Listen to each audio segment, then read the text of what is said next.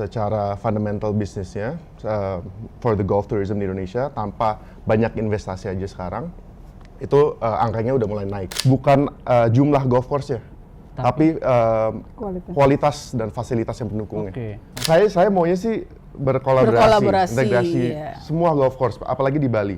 Kita tuh harus gabung. Jangan sampai kita kompetitor dalam negeri.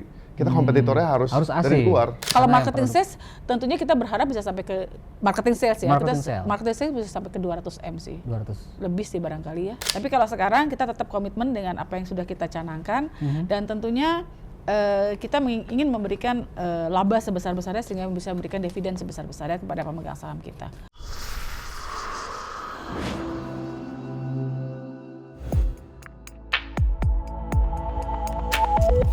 Pemirsa, selamat datang kembali bersama program Konvergensi bersama saya Fajar Widianto. Hari ini kita akan berbicara mengenai sebuah olahraga yang jika dirunut ke belakang dia akan bisa menjadi penunjang atau penopang industri pariwisata sehingga tak heran kita sering mendengar olahraga golf disebut sebagai bagian dari sebuah industri atau bahkan beberapa menyebut sebagai sebuah industri golf. Karena di olahraga golf ini kita bisa melihat ada sejumlah penopang atau multiplier atau tier-tier industri di belakangnya seperti properti, MICE, sehingga dia menjadi sebuah kesatuan ekosistem ya, yang menjadi penunjang sebuah industri. Beberapa waktu lalu kami pernah berbincang-bincang dengan salah satu komisaris utama perusahaan yang bergerak di pengembangan industri golf tadi, ya, PT Intra Golfling Resort Tbk. Sempat dipaparkan juga mengenai rencana-rencana industri ini supaya bisa mendorong pariwisata nasional dengan mendatangkan para wisatawan atau para atlet golf dari luar negeri. Untuk berikutnya kita akan berbicara langsung dengan komisaris utama PT Intra Golfling Resort Tbk, Mas Dharma Mangkuluhur Hutomo. Selamat datang Mas Dharma. Terima kasih. Kami kedatangan Direktur Utama dari PT Intra Golfling Resort, Ibu Dwi Febri Astuti atau biasa atau akrab kami sapa dengan Ibu Pepi. Terima kasih. Pertanyaan pertama Mas Dharma, kita pernah bincang-bincang soal potensi industri ini ya, golf.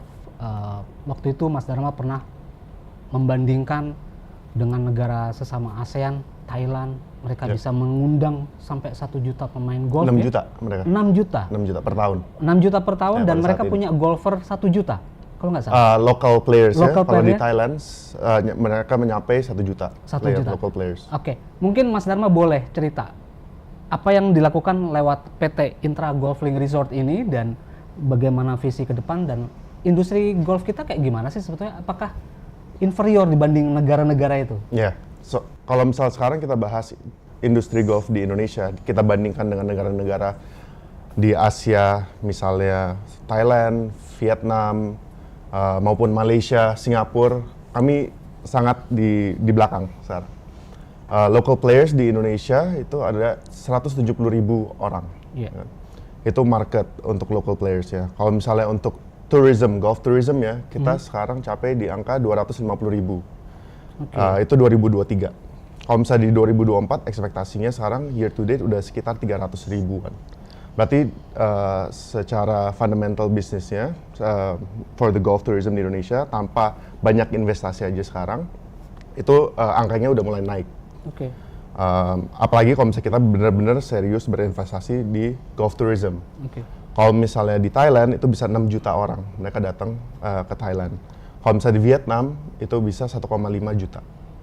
Di Malaysia 500.000 dan ya kita sebenarnya bisa sebandingkan dengan Malaysia seharusnya di angka 500.000. Kalau misalnya Thailand mereka udah mulai berinvestasi di golf tourism ya sejak 20 tahun yang lalu lah lebih. Makanya mereka sekarang they reap the benefits of their investment 20 tahun yang lalu. Investment ini di golf tourism sangat besar dan potential marketnya juga udah ada nih globally, because now the global market of golf is around 66 million golfers. Oke. Ya kan? Kalau misalnya kita ngomong di Asia aja, kalau misalnya Jepang mereka ada sekitar 8 juta orang pemain golf. Oke. Kalau di Korea 5 juta, 5,7 kalau nggak salah pemain di Korea. Nah banyak pemain-pemain ini mereka business trip ke Southeast Asia, atau mereka kalau misalnya lagi liburan suka ke Southeast Asia. Dan kebanyakan market-market ini sekarang mereka perginya ke destinasi mereka itu ke Thailand. Nah, kenapa nggak mereka yang datang ke Thailand ini ke Indonesia, tarik ke Indonesia? Ya. Nah, apa yang kita harus bangun? Infrastruktur yang pendukung-pendukung ini. Nggak cuma di golf course-nya sendiri, tapi juga resortnya, perhotelan, F&B, dan fasilitas-fasilitas pendukungnya lah di golf sector ini. Nggak cuma golf course-nya. Tentu golf course-nya kita juga harus ditingkatin. Standarnya juga kita kalah lah jauhnya dengan yang lain, tapi sekarang kita udah mulai meningkat, udah lumayan bagus. Perlu investasi lebih serius lagi di bidang itu. Kalau kami lihat kan berdasarkan data ya, golf course kita tuh baru sekitar 170.000 tahun 2022 kalau nggak salah ya. 170 golf course. Sorry, 170 golf course. Yes. Ya, kalau kita mau meningkatkan daya saing kita setidaknya dengan Thailand, kita hampir harus meningkatkan golf course kita double up. Ya, soalnya Thailand sekarang ada 319 kalau nggak salah. Ya. Yeah. Tapi kalau misalnya kita bandingin data dengan Vietnam, Vietnam ada 80 golf course. Cuman mereka bisa raih 1,5 juta orang. Berarti bukan jumlah golf course ya, tapi kualitas dan fasilitas yang pendukungnya. Ya sebenarnya kita bisa lebih fokus ke situ daripada kita tingkatin jumlah golf course, kita bisa tingkatin kualitasnya. Tapi apa yang mungkin bisa mendukung mungkin visi ke depan kita bisa mendatangkan para golfer? Ya. Apa yang kita bisa tawarkan ke mereka? Kalau sekarang kan it's all about experiences, creating a unique destination. Jadi nggak cuman satu sisi golf course doang, tapi experience orang datang ke misalnya Indonesia. Mereka datang ke Indonesia nggak usah khawatir dengan harus repot bawa tasnya. Mereka ada transportasi yang bagus.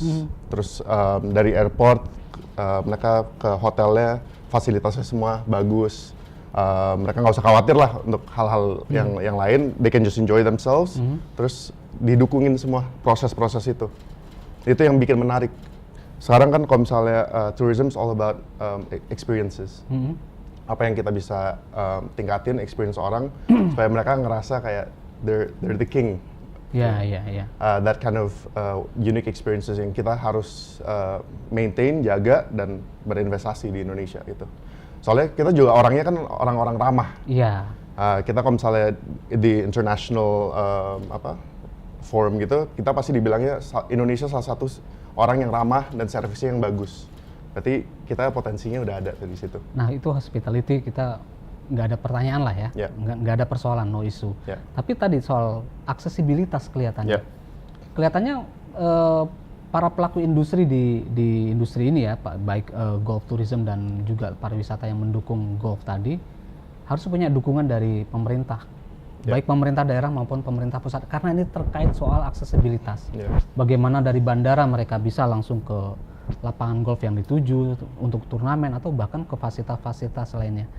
Ada semacam permintaan khusus kepada pemerintah untuk memberikan perhatian lebih pada industri ini nggak?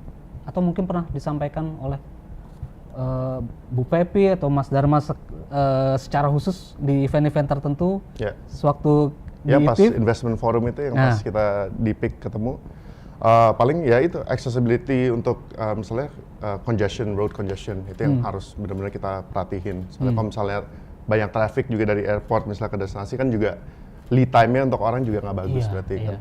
Terus visa on arrival juga, misalnya kalau misalnya di Thailand visa on arrival-nya mereka accessibility-nya juga gampang lah untuk negara-negara yang lain. Itu hal-hal yang kita juga harus pikirin supaya kita bisa tarik market segmen ini ke Indonesia gitu. Ada satu daerah tertentu mungkin yang bisa dijadikan sebuah atau dikembangkan menjadi golf tourism yang lebih komprehensif.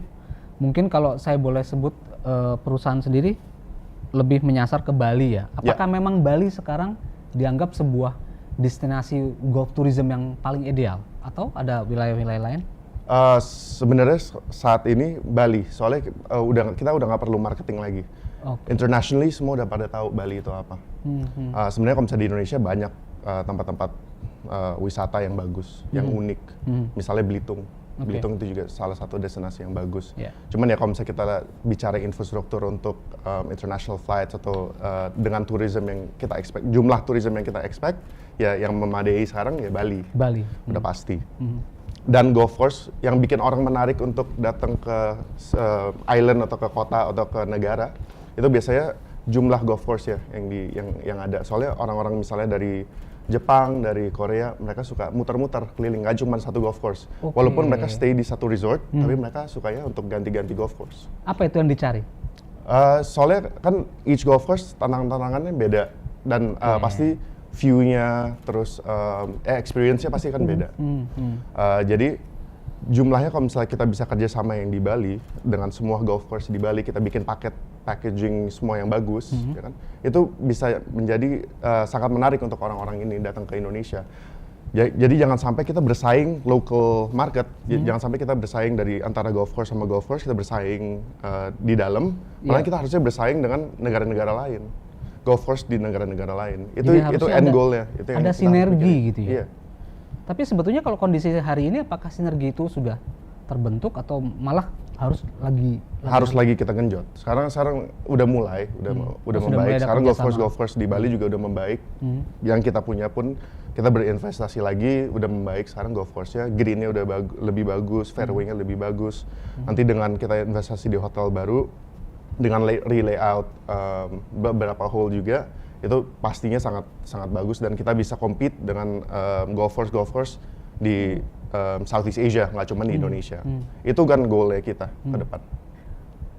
Hari ini kita memang menjadikan Thailand sebagai acuan untuk bagaimana pengembangan industri itu ya? Yes. Oke. Emang mereka market leader ya, pada saat ini di Southeast Asia. Mereka Thailand, market leader. Yes. Oke. Berikutnya ke Ibu Pepi. Pilot di perusahaan yang akan mengarahkan perusahaan seperti apa ke depan. Tapi saya pertanyaan pertama soal melantai di bursa. Ditawarkan di harga 200 dan sekarang harganya sudah di atas harga IPO. Artinya apakah Bu Pepi melihat memang industri ini ditunggu dan memang dianggap sebagai sebuah industri yang punya potensi untuk berkembang dan memberikan cuan bagi pemegang sahamnya.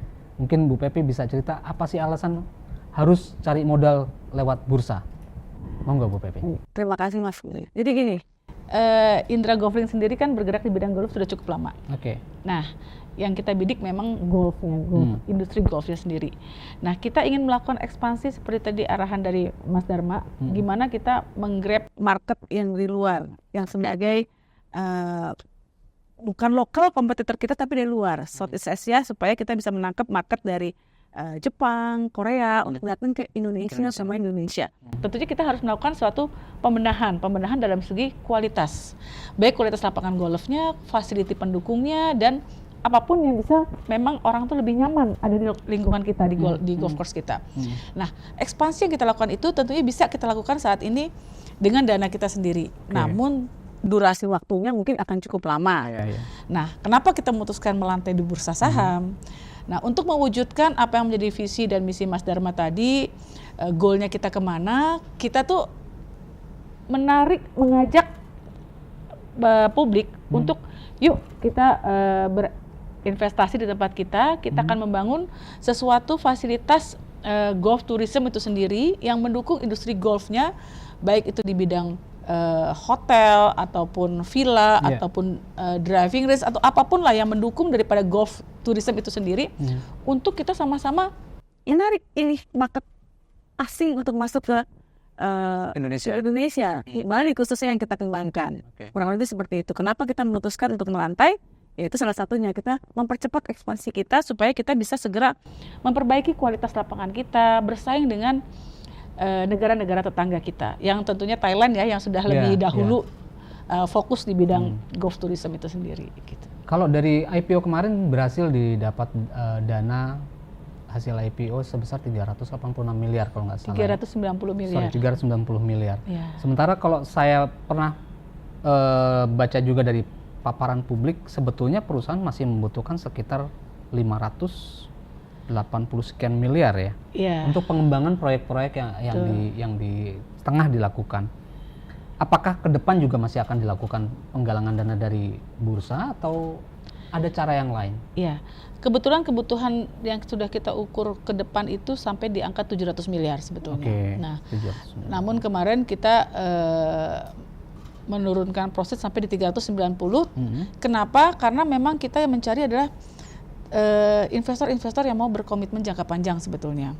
Nah, untuk kekurangan dana untuk ekspansi kita tentunya banyak cara lain.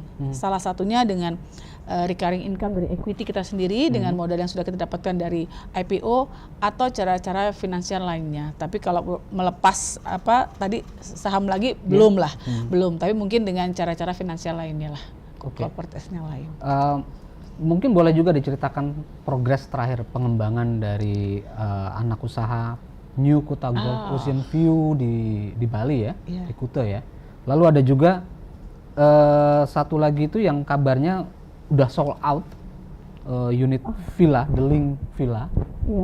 Dari 24 unit yang ditawarkan sudah tinggal 2 unit kalau nggak salah dan akan dikembangkan klaster berikutnya. Artinya ini animo publik untuk berinvestasi di sektor ini cukup besar gitu ya. Betul. Mungkin Mas Dharma atau Bu Pepin Mas yang Dharma nih. Jadi gini, kalau The Link Villa itu kan memang ada di hall 23 kami.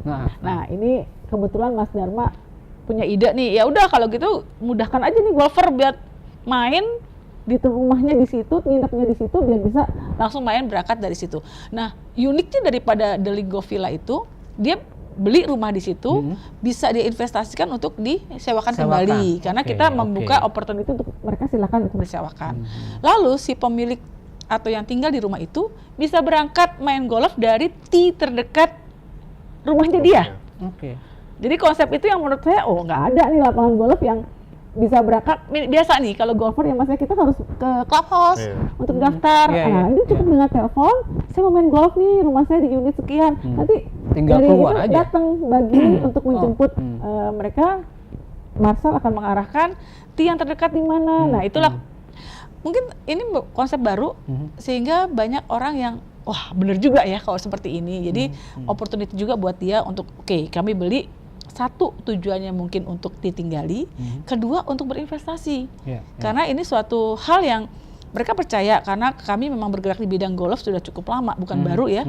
Mereka percaya kami akan berkembang, karena proyek kami ini kan bukan di tahap klaster awal yang 24 hektar, tapi kita nanti sampai ke 24 unit, tapi kita nanti sampai ke kurang lebih sampai 100 unit, kurang 100 lebih unit. Iya. Berarti masih akan ada sisa sekitar masih ada klaster-klaster berikutnya. Berapa klaster sebetulnya yang mau disiapkan? Saat ini kita menyiapkan 5 klaster. 5 klaster. Saat ini, ya. Mas Dharma, punya ide seperti itu sebetulnya melihat kecenderungan publik atau pegolf kita yang memang butuh kemudahan, atau Mas Dharma nih jalan-jalan ke sana kemari gitu, ada model bisnis yang bisa kita tiru gitu, bisa Mas Dharma tiru di Bali? Kalau misalnya yang ini itu untuk permudah orang berinvestasi di Bali, punya villa. Kalau misalnya di kita kan belum tentu orang bisa beli villa dengan golf view di Bali. Soalnya golf course-nya di Bali cuma ada berapa? Paling kita ada 3-4 lah, ya kan? Dan nggak semuanya ada villa-villa yang dijual sama mereka. Berarti ini salah satu unique selling point-nya kita juga. One of the only villas with a golf view. Kalau misalnya ocean view, udah pasti di Bali banyak. Biasa Bali with a hill view pasti ada banyak. Tapi with a golf view, belum tentu dapat lahan yang di golf, ya kan? Belum tentu. Jadi itu salah satu unique selling point-nya. Salah satu lagi, kan kita mau bikin ekosistem dan integrated system, nggak cuman di bidang golfnya doang. Jadi kita harus pikirin dari perspektif orang individual lain, apa yang bisa bikin menarik. Misalnya orang bisa ke golf course tanpa harus ke clubhouse. Mereka bisa langsung telepon Marshall, saya mau golf, di pick up sama caddy dari rumahnya langsung ke tee box. Kan itu itu an experience juga. Iya, Jadi betul. That's new and that's also nggak ditawarin di mana-mana lagi di Indonesia gitu. Dan bagusnya alhamdulillah kita udah sold out 22 unit. Iya. Dalam waktu 2 minggu more or less. Soalnya kita baru launching tanggal 10. Nah, ini pembuatan klaster atau penyiapan klaster berikutnya ini apakah melihat animo yang mungkin dilihat dari penjualan pertama, atau memang dari awal memang mau disiapkan 6 klaster gitu sejak awal? Emang dari awal kita udah siapin 5 klaster. 5 Sampai klaster. 3 tahun mendatang. Iya. Sampai 3 tahun mendatang. Cuman sekarang kelihatannya kita percepat Iya. untuk kita buka klaster yang kedua karena animo yang positif ini orang sangat tertarik untuk beli dan berinvestasi di villa The Links Villa The Links Golf Villa ya. ini. Pecatu ya, Pecatu Indah Resort. Betul. Iya. Kembali ke Bu Pepi lagi. Akan mengembangkan atau sudah mulai dikembangkan ya luxury boutique hotel di Hall 15. Ah. Lalu yang tadi yang klaster di New Kuta Golf itu sudah sold. Boleh cerita yang soal luxury boutique hotelnya itu mau kemana dikembangkannya? Sangat menarik kalau kita bicara soal luxury luxury boutique hotel ini. Kenapa? Karena luxury boutique ini benar-benar pure mewujudkan apa yang menjadi imajinasi daripada Golfer. bos saya, daripada bos saya. Jadi bos saya punya ide yang luar biasa, dan itu buat saya tuh wow, amazing banget. Makanya luar biasa sekali. Nah nanti luxury ini saat ini kami sedang dalam tahap perizinan. Oke. Once ini kelar, kita juga secara teknis sedang pembahasan. Mungkin dalam waktu dekat kita akan announce ya Mas ya. Kita saat ini belum bisa announce karena masih dalam tahap finalisasi desain lah. Finalisasi desain. Bukan takut dicontek sih, tapi finalisasi desain itu kita mau bikin memang sesuatu yang belum mungkin kalau saya lihat saya belum pernah menemukan ya. Atau mungkin kalau ada saya belum tahu, tapi saya belum pernah menemukan konsep atau ide dari Mas Dharma. Nggak boleh dibocorin? Nggak boleh. Spill juga boleh. Pokoknya desainnya sangat unik. Dan kita benar-benar fokusnya di sustainable approach. Ya. Kita Sustainable juga approach. Yes. Ya. Yang pasti kita juga pilih operator yang visi misinya juga sama. Mereka saya cari investor dari IGR, kami juga melihat operator itu yang concern, yang CSR-nya jalan, concern dengan sustainability, dan mereka pengalaman di golf course dan also sustainable approach-nya juga pengalamannya luar biasa juga. Jadi kita cari operator juga yang visi misinya sama lah, inline sama kita. Pasti asing. Iya, kita lagi ada beberapa lah lokal juga kita jajaki juga. Kita bukannya harus asing atau apa, kita semua kita jajaki, tapi yang penting visinya sama. Karena memang kan kemampuan itu belum tentu bisa dimiliki di dalam negeri ya, karena ini sebuah sustainability approach di industri golf itu. Artinya memang masih harus dicari nih sumber daya di dalam negeri. Itu mungkin bisa jadi semacam transfer knowledge ke depan ya, jika memang operator itu diberdayakan dulu gitu. Because sustainable tourism kan juga sekarang kan lagi very big. Jadi jargon malah sekarang. Juga. Terus wellness industry juga lagi naik. Jadi we want to integrate everything into this project. The unique thing is biasanya kalau misalnya orang pikirin kita mau bangun luxury hotel, 5-star hotel, mereka pikirnya tuh it's a building ya kan, yang ngalangi view. Tapi kita kan dari golfer, dari sisi golfer juga. Jadi kita nggak bisa bangunan masif. Kasih apa? Gimana ya wordingnya? Kita nggak supaya nggak spill terlalu banyak. Aku tahu nih kesulitan menjelaskan itu, aku tahu banget. Padahal kita mau korek-korek di sini. Compromise the golfer experience. Nah. Jadi from the memang golfers, apa yang harus dikompromikan sih dari para pegolf? Misalnya, kan akhirnya bocor juga kan. Bangun sesuatu, pasti kan ada yang halangi, ya kan? Jadi nggak mau tinggi-tinggi gitu? Bukan nggak, iya maksudnya ya pokoknya kita we try to integrate everything with the vision of sustainability and the vision of not compromising the golfer's experience. Malahan we create a destination, we create a unique destination that's never been done before. That's the goal that we're aiming for. Never done before, even di luar negeri?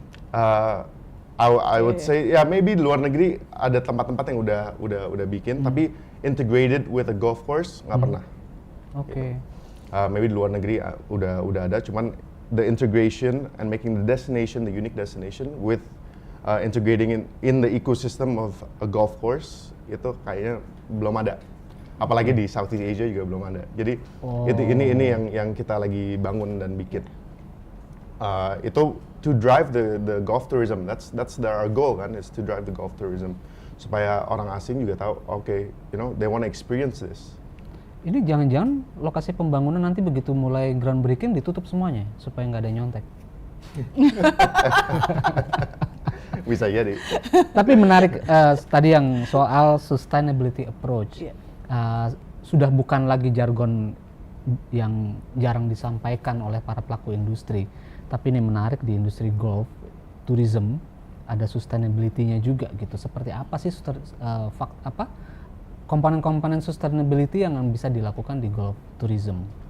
Kalau mungkin di bayangan kami secara awam pasti hotelnya AC-nya tidak perlu lebih besar tenaganya, pencahayaan bisa didapat dari matahari langsung, alami. Tapi secara real itu kalau di golf tourism apa yang diutamakan dalam soal sustainability tadi? PP monggo. Beberapa sih sudah approach ke arah sana.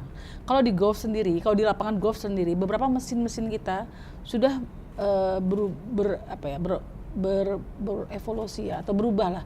Dari yang tadinya menggunakan bahan bakar yang biasa fosil ya, bahan bakar. Sekarang sudah menggunakan elektrik, baik itu dari mesin pemotong rumput atau mesin perawatan, termasuk juga golf cart. Itu sudah banyak sekali yang sudah memakai baterai ya, sudah menggunakan baterai. Lalu kemudian dari segi penggunaan plastik tadinya kan biasanya kita baju kotor plastik, sedotan apa gitu. Nah, perlahan-lahan kami sudah mengurangi penggunaan plastik, perlahan-lahan sudah ke arah sana. Kemudian hemat energi, hemat listrik, hemat air itu sudah pasti. Kalau di golf sendiri sudah banyak komponen-komponen yang membuat supaya sustainability itu lebih wise lah ya. Contohnya sisa restoran makanan itu bisa diolah kembali menjadi pupuk. Nah itu sudah ada mesinnya. Jadi sisa makanan dipisahkan, makanan itu dikompres lagi, ada alatnya, kita masukkan suatu alat, lalu kemudian hasilnya jadi butiran-butiran pupuk yang untuk nutrisi daripada tumbuhan. Jadi banyak memang yang masih kita pelajari lagi ke depan untuk golf tourism itu sendiri, apa sih yang sudah dilakukan oleh inovasi daripada perusahaan-perusahaan yang lain. Kita bisa mengambil contohnya juga penggunaan lampu. Nah, lampu mungkin kalau di luar negeri sudah biasa nih, masuk ke ruangan gelap, ada orang sensornya nyala. Nah, di kita kan tidak biasa. Nah, kita akan menerapkan hal-hal yang demikian. Baik itu di hotel, di tempat-tempat yang akan kita bangun. Kurang lebih seperti itu sih. 586 miliar itu investasi yang dibutuhkan di luxury boutique hotel dan new Kuta Golf Villa kan ya? Iya, sepemahaman saya gitu. Apakah konsep-konsep tadi yang lebih spesifik yang akan disiapkan oleh Mas Dharma itu juga tidak membutuhkan dana yang lebih besar lagi? Itu kan budget kita sampai di angka 580 miliar ya. 560-880 miliar. Tentunya sejalan dengan kita punya desain, sejalan dengan kita punya ego untuk apa nih yang mau kita tampilkan experience supaya tamu kita lebih happy lagi, tentunya akan ada cost lagi tambahannya. Sesuai dengan budget kita di 580 menurut kami cukup. Tapi dalam perkembangannya nanti apabila dibutuhkan hal lain lagi yang lebih besar daripada budget kita, tidak menutup kemungkinan. Yang penting visinya sama dulu nih mengenai sustainability, lalu kemudian mengenai tidak boleh lingkungan yang ramah, itu harus kita jaga itu ke arah sana sih. Jadi mungkin gini, kan belum banyak nih sekarang mesin-mesin yang atau peralatan rumah tangga nih sekarang belum banyak nih yang ramah gitu ya. Nah mungkin tahun depan sudah ada nih. Nah yang budget kita yang tadinya seperti ini kita mungkin akan berubah. Jadi kalau dari angka 560 itu bukan harga mati sih. Bisa bertambah, bisa kurang. Jadi tergantung mana yang kita pakai nanti, entah itu produknya, bahan bakunya atau apapun, dalam hal kita mendevelop hotel tersebut. Bukan harga mati, jadi bisa naik bisa turun gitu. Oke. Kinerja keuangan boleh nih kita ngobrol nih. Oke. Tahun 2023 itu perusahaan mencatatkan laba cukup Signifikan ya. signifikan. Pendapatan juga oke. Ya. Tapi paparan kemarin di semester pertama justru pendapatan turun ya. Pendapatan turun tipis. Naik tipis dan laba yang justru turun cukup Juni per signifikan. Juni. Ya. Juni per Juni ya. 42% turun. Itu kenapa ya? Nah, itu menarik kalau kita bicara soal itu. Jadi gini, kalau kita lihat di bawahnya, memang kita akan melihat penurunan. Tapi kalau kita lihat dari pencapaiannya revenue-nya, tidak mengalami penurunan. Oke, dari revenue-nya ya. Oke ya. Hampir setara lah ya dengan tahun lalu ya. Kenapa pertanyaan seperti itu? Kenapanya adalah karena pada tahun 2024 ini sudah mengabsorb daripada revaluasi aset yang kita lakukan di tahun 2023 akhir. Pada saat kita melakukan IPO, kita melakukan revaluasi aset untuk menilai perusahaan kita itu dengan harga saat ini berapa sih? Kurang lebih seperti itu. Sehingga pada saat tahun 2024 ini dari segi depresiasi pada saat kita ada landscape bangunan itu mengabsorb cukup besar daripada nilai aset yang kita revaluasi. Di sisi lain pada saat kita persiapan IPO tentunya banyak studi-studi yang kita lakukan. Jadi kita banyak melakukan biaya-biaya untuk studi banding, studi-studi yang lain lah untuk kita membuat experience kita yang mau kita buat ekspansi perusahaan ini. Nah, kos-kos itulah yang tercermin di semester pertama tahun 2024. Sehingga kenapa dari segi biaya itu juga terjadi peningkatan. Tapi kalau dari segi revenue itu menurut saya kita masih sesuai dengan target, sesuai dengan koridor. Nah, sisi lain di buku kita juga mencerminkan bagian rugi dari anak, yaitu dari Belitung. Nah, bagian rugi dari anak itu terbesar dari mana? Dari depresiasinya dia juga. Yang kita serap 48% karena pemilikan kita anak yang BGR ya, itu kan kurang lebih 1, berapa M gitu. Itu rugi, tapi itu pun dari depresiasi aset juga. Kurang lebih seperti itu sih. Jadi kalau menurut saya sih jangan khawatir karena kita lagi bertumbuh. Kita sedang melakukan ekspansi. Sejalan dengan ekspansi yang kita lakukan, revenue yang akan kita hasilkan tentunya akan membalikan itu semua. Itu sih. Dan kondisi tadi kan yang di Belitung ya berarti yang menjadi kontributor. Enggak juga. Belitung hanya 1, sekian miliar lah. Tapi yang terbesar justru dari Bali dan Sentul kan, yang depresiasi terbesar kan memang dari perusahaan yang di Bali ya. Iya, 3M atau 4M sendiri itu dari Bali. Apakah akan terkompensasi pada akhir tahun ini dalam bentuk misalnya peningkatan laba yang juga gini, dalam hal rugi kita tidak ya. Tapi memang ada penurunan daripada net income atau EBITDA lah net income sebelum tax ya. Ada segi penurunan. Tapi penurunan itu tentunya akan terkompensasi dengan ekspansi yang kita lakukan. Apakah akhir tahun ini? Nah, kalau yang kita lakukan itu perusahaannya villa, tentunya bisa dibukukan pada saat kita serah terima. Iya, betul. Ya, jadi jangan salah nih, mungkin cash flow kita akan banyak, tapi di dalam buku belum tercatat. Tapi dalam marketing, sales itu akan tercatat kalau kita sebetulnya positif. Itu sih, lebih ke situ sih. Jadi mohon nih jangan sampai ini kan miss kalau ya. kita lihat The Link Villa aja sudah mampu mencatatkan penjualan marketing sales 110 miliar kurang lebih lah. 110 miliar dari cluster yang pertama ya, katakannya 22 unit. Betul. Boleh mungkin kita bisa dapat gambaran nanti sales yang bisa dicatatkan sampai akhir tahun itu seberapa besar itu untuk? Kalau marketing sales atau sales sesuai dengan ini aturan marketing sales. Kalau marketing sales tentunya kita berharap bisa sampai ke marketing sales ya. Marketing sales bisa sampai ke 200 M sih. 200. Lebih sih barangkali ya. Kurang lebih ya. Mungkin more or less 200 lah in global daripada semua unit ya, semua bisnis ya. Kalau jika marketing itu walaupun kita belum bisa memprediksi seberapa dia bisa menjadi sebuah laba gitu, masih bisa nggak sih mentargetkan supaya para pemegang saham punya harapan ini yang masih akan dapat laba perusahaan masih bagus? Laba bisa masih berapa? Masih. Kami juga selain itu, selain ada kita menjual properti, kami kan ada jual tanah mentah. Kalau lahan yang kami jual tentunya bisa langsung kami bukukan. Nah itu mungkin yang akan menjadi satu men-trigger daripada para investor pemegang saham untuk tetap percaya kami itu melakukan ekspansi dan juga melakukan penjualan daripada tanah mentah yang menurut kami ya sudah ini kita jual saja supaya kami membutuhkan kan tidak semuanya dibiayai oleh IPO kan. Kami juga ada dari equity kami sendiri, salah satunya dari situ. Itu menurut saya sih bisa sampai dengan akhir tahun aman sih. Laba lah pastilah, harus lah. Nggak mungkin nggak harus lah.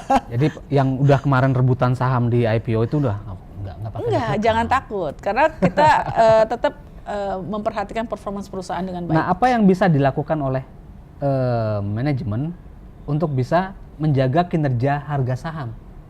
Ya, tentunya dengan kita menunjukkan performance yang baik, salah satunya dengan ekspansi yang kita lakukan dengan perhitungan yang sangat baik sehingga bisa menghasilkan sesuai dengan harapan, kinerja kita akan membaik sejalan dengan itu sih. Berikutnya, apakah Golf juga akan tetap konsisten dengan, karena tadi jualan lahan juga ternyata gitu. Ada porsi nggak untuk golfnya, golf tourismnya sekian persen, tapi main di propertinya secara spesifik di properti itu ada sekian persen sebagai pendukung dari golf tourismnya? Oh tidak, jadi gini, beda-beda. Jadi kalau yang di Bali itu seluruhnya kita kembangkan. Ada yang kita kembangkan menjadi villa, menjadi perumahan, dan ada yang kita sewakan. Ada juga kita bangun butik hotel.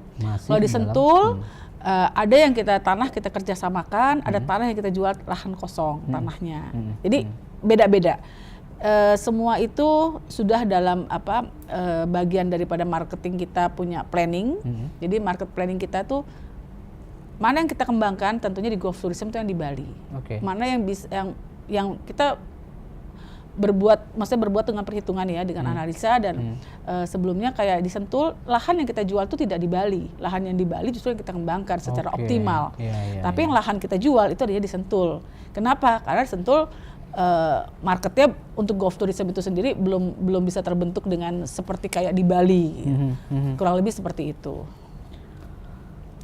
Kompetisi di golf tourism ketat nggak sih atau? Saat ini mungkin yang fokus di golf tourism belum ada ya Mas ya. Yang fokus benar-benar di golf tourism menurut saya sih gini, selama ini golf itu sebagai pelengkap daripada sebuah hunian. Iya, betul ya. Pelengkap daripada sebuah kawasan properti yang dibangun ya. Untuk meningkatin nilai aset propertinya. Iya, betul. Jadi banyaknya property player. Nah, kalau yang di golf lakukan justru golf tourism, golfnya ini yang jadi itu anchor-nya, betul. Belum ada yang fokus di golf tourism ya sama sekali. Betul. Jadi makanya kita angkanya masih di 250.000 pengunjung untuk Indonesia. Tapi kalau misalnya kita seriusin, seharusnya kita potensinya sangat besar. Bisa lebih sih harusnya. Iya. Mas Dharma bisa bisa bukan bersombong, sorry. Misalnya bisa bilang lah kita nggak ada lawan gitu. Nggak juga, saya maunya sih berkolaborasi, integrasi semua golf course, apalagi di Bali. Kita tuh harus gabung. Soalnya kita bukan kompetitor, jangan sampai kita kompetitor dalam negeri.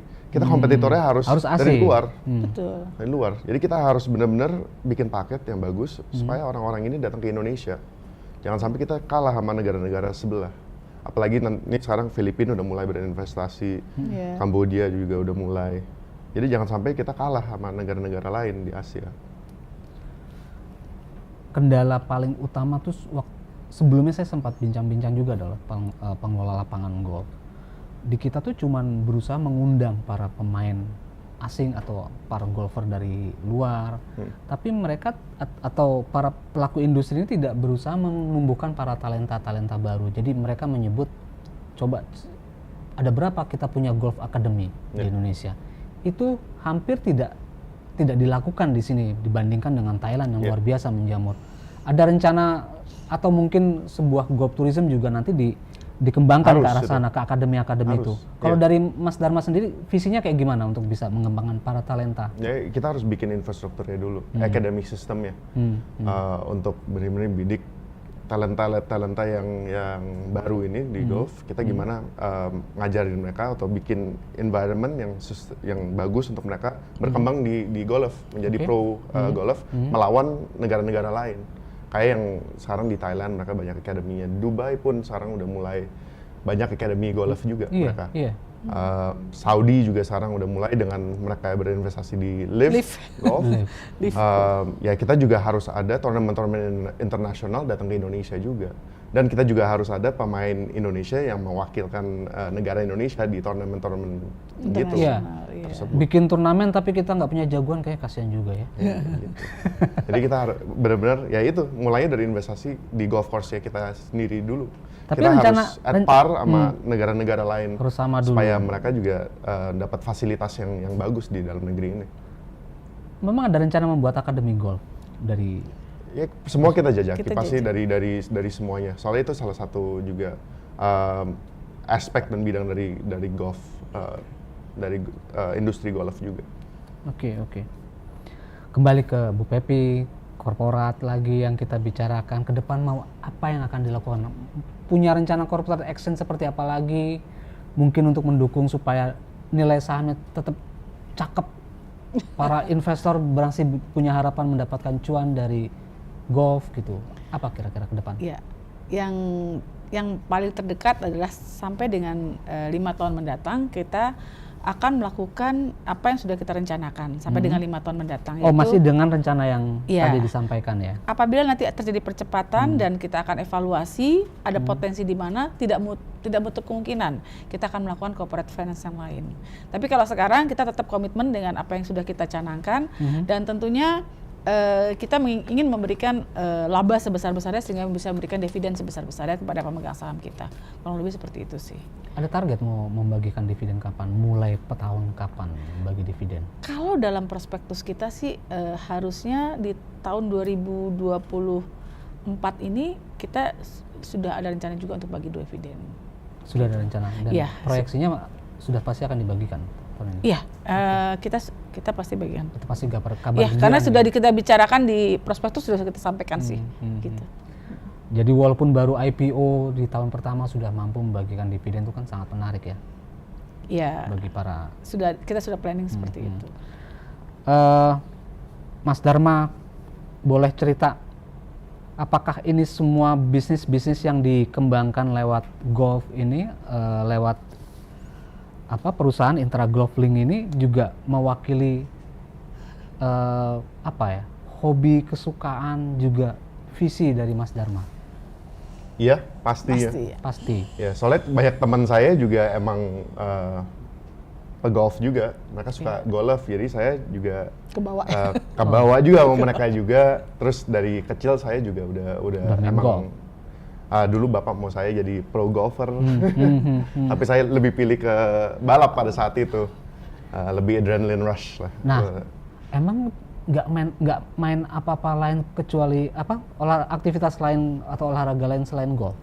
Hobi saya kan ya balap, terus paling nge-gym juga, terus golf. Kalau nge-gym nggak usah disebut Mas, saya udah ketemu udah langsung minder.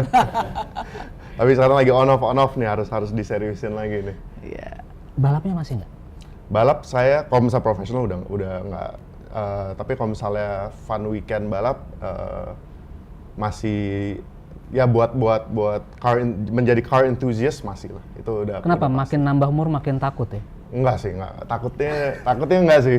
Cuman ini aja, waktunya juga saya sekarang lagi fokus di golf. Oh, oke. Selain golf, balapan udah nggak lagi. Selain golf, di luar ngapain aja? Suka dengerin musik apa? Saya suka traveling kan saya suka. Untuk to experience new cultures, experience new places. Lihat lapangan golf lain gitu ya? Lihat lapangan golf lain, lihat waktu itu ke Vietnam, kita lihat resort di Vietnam. Terus banyak orang Korea datang, saya nanya nih mereka berapa lama di resort ini? Stay di sana. Ya 3 bulan mereka stay. 3 Bisa bulan? spend 30.000 USD satu kali datang. Terus mereka pokoknya resortnya stay di satu sekitar 3 bulan, terus mereka keliling-keliling. Nah itu yang kita harus bikin di Indonesia, khususnya di Bali yang saya fokus. di kita atau di Bali rata-rata mereka stay berapa lama untuk main golf, cari-cari lapangan golf atau golf course yang bagus gitu? Pada saat ini banyaknya kan kalau misalnya mereka ada meeting atau orang-orang. Oh iya. Banyaknya sekarang kita golf tourism dari Australia, terus dari Singapura. Tapi kalau misalnya yang Jepang sama Korea belum tersentuh. Belum main ke kita spesial untuk main itu tuh belum. Jepang dan Korea. Iya. Market terbesar tuh itu. Jadi akan ada program khusus untuk menggrab pasar dari Jepang dan Korea untuk main di kita. Yeah. Karena sepemahaman saya Jepang itu juga jadi negara nomor 2 terbesar pemilik golf course. Kalau nggak salah. Yeah. Tapi mereka kan ada cuacanya, musim, ada cuaca betul. Ada cuaca musimnya kalau misalnya dingin, betul. Mereka suka ke Southeast Asia. Iya betul. Oke. Jadi marketnya emang udah ada. Udah pasti akan lari ke Asia Selatan atau Asia Tenggara untuk mencari golf course yang hangat lah, yang bisa mereka mainkan. Dan memang studi kita memang berbunyi seperti itu, 3 bulan mereka spend waktu, money, semua tuh di negara yang mereka kunjungin. Nah itu yang mau kita grab untuk datang ke Bali khususnya lah. Oke. Baik, terima kasih Ibu Pepi, Mas Dharma atas perbincangannya. Para pemirsa, demikian sebuah industri bernama golf tourism ternyata bisa dijadikan industri penopang pariwisata kita dan juga bisa menjadi sasaran alokasi investasi bagi para investor. Karena di sini kita sudah berbincang-bincang dengan manajemen Intra Golf Link TBK, baik dari Presdir Ibu Pepi dan komisaris utamanya Mas Dharma Mangkuluhur. Telah digambarkan betapa industri ini juga memiliki potensi cuan yang cukup besar. Dari beberapa proyek yang dikembangkan juga sudah beberapa unit yang terjual, itu sudah menunjukkan adanya animo dan potensi perkembangan dari industri ini. Demikian Fajar Widianto untuk konvergensi hari ini kita akhiri. Sampai berjumpa di konvergensi berikutnya. Terima kasih.